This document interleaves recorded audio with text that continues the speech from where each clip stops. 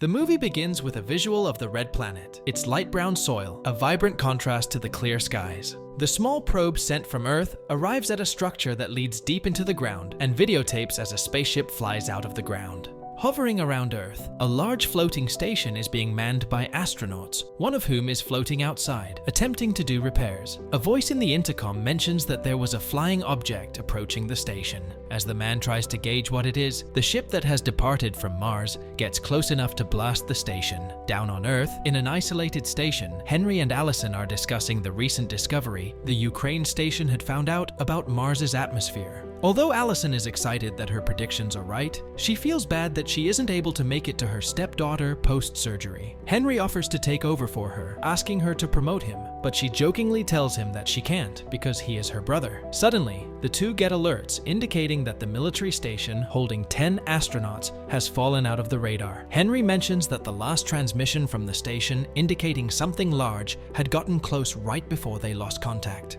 Allison shows Henry a trajectory model and tells him that it had traced the path of the object back to Mars, but Henry is unable to believe something was able to travel that fast, as it takes them 14 minutes to get a radio signal back to Earth. Realizing they had visitors, Allison and Henry let the captain and his lieutenant into their base, but are shocked when the captain informs them that they are taking over the facility until they find out what the object is. Allison manages to convince the captain that the facility should remain under her control, telling him that she could get him faster results. As they're doing their analysis, Henry finds out that the object had made a 90-degree turn seconds after entering the atmosphere, indicating that it might be a UFO. Henry also discovers that 9 more spacecraft had been ejected from Mars and were heading toward Earth in a VD formation. The captain immediately informs other bases of the incoming crafts and then asks Allison and her brother to find out more about their visitors. When they're unable to catch the object through their telescope, the captain issues an order that all jets should fly out in hopes of seeing what it looks like. Once they discover that the spacecraft is making a landing in New York, it is decided that Henry will go to the landing site and provide live data as well as a sample of the craft. When Henry arrived, he could see the spacecraft slowly making a landing and was caught up by another lieutenant he had served with before who told him about the distraction of the space station. Allison communicates with her brother and informs him that the other ships are closing in fast and tells him to make contact before they arrive. Henry and the lieutenant attempt to make contact by using light rays, which causes the ship to open, and a loud growling sound comes from under the ship. The doors to the craft open and an alien walking on 6 legs walks out. After attempting to cross the aero bridge but stops halfway through, returning to the safety of its ship. Seconds later, the alien ship begins to fire its weapon on the soldiers and their tanks, destroying everything in sight. The lieutenant in the facility informs the tragedy to the captain, explaining that almost 100 men were missing. Henry finally gets in contact with Allison and tells her about the laser weapons the aliens were firing. He tells her that the laser was 5 times more powerful than lightning and that they were using it to fire at the sky next. Realizing that they were at a critical stage, the captain offers to take Allison with him, but she refuses, telling him that her family was in the city and explaining that she couldn't abandon them. Driving out of the facility, she calls her husband, Mark, and informs him about what is going on. After making sure her stepdaughter, Junie, is okay, she tells him that she is on her way to get them. Once she arrives, Allison meets Mark and Junie in front of the hospital, and they head out toward Mark's family farm to hide out in their bunker. When they get there, Allison sets up a makeshift lab to do more research on the aliens. Allison shows Mark a sample of a meteorite that hit the Earth about a year ago, which had the same composition as the alien spaceship. She hypothesizes that the aliens sent the meteor to make sure they could survive in the Earth's atmosphere. When they realized they could not, they devised a way to make the atmosphere similar to Mars by destroying the ozone layer. Junie gets a newsfeed on her phone and shows it to Allison. The video shows the 9 ships that had arrived on Earth banding their rays together and releasing them toward the sky. A jet flying overhead crashes onto one of the crafts, but doesn't manage to make a dent due to the advanced protective field around it. Out on the road, Henry saves 2 women from getting mugged by someone with a gun and begs them to take him to the facility. Although they agree, the EMP fries their car and phones. Henry suggests they come with him to the facility and promises them that they will be able to go where they were planning to once everything calms down. Agreeing with Henry, the two girls decide to follow him. Back in the bunker, Allison decides that she is unable to make an accurate assessment of the aliens and decides to go back to the observatory. Telling her family to stay inside until she tells them it is safe and expressing her love for them, Allison heads out, taking the car with her. After driving for a while, she is almost at the facility when an alien ship attacks her car. After feeling dazed for a few minutes, Allison manages to pull herself together and run toward the observatory trail where she finds a soldier keeping guard.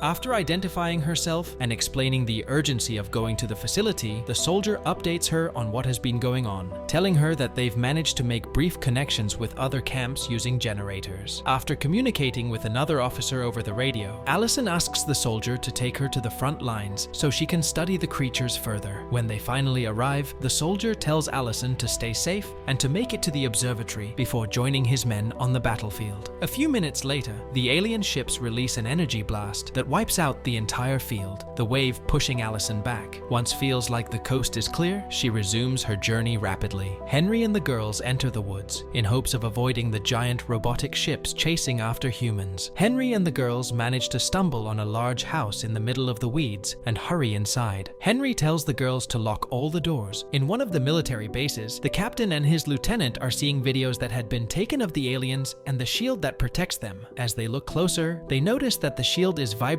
at an incredibly high frequency and realize their conventional methods, as well as radiation, wouldn't be able to break through. While rushing through the woods in a hurry to get to the observatory, Allison runs into a man, Chris, who had been hurt by the attack on the bridge. He tells her what happened and mentions that the aliens were chasing them deep into the woods and eating them. Pointing to the other side of the woods, he shows her an airplane that had been grounded due to electrical issues. Hoping they'd be safe, the two head toward the plane. Inside, Chris tells Allison that he is an aircraft mechanic and that he has been doing the job for over 30 years. He explains that the plane's engine looked intact from the outside and the fuel gauge showed that they still had some left. While Chris attempts to fix the plane, the two are startled by a giant alien ship that stands over the plane as if it's on guard. Unable to do anything until it's gone, the two opt to grab food from the plane's storage while Allison bandages Chris's damaged hand. After she wraps up his hand, he tells her to get some rest and chooses to take the first watch. Allison is startled awake when a giant blast is heard from outside. Chris tells her that the alien ship has fired on something and informs her that he has fixed the plane,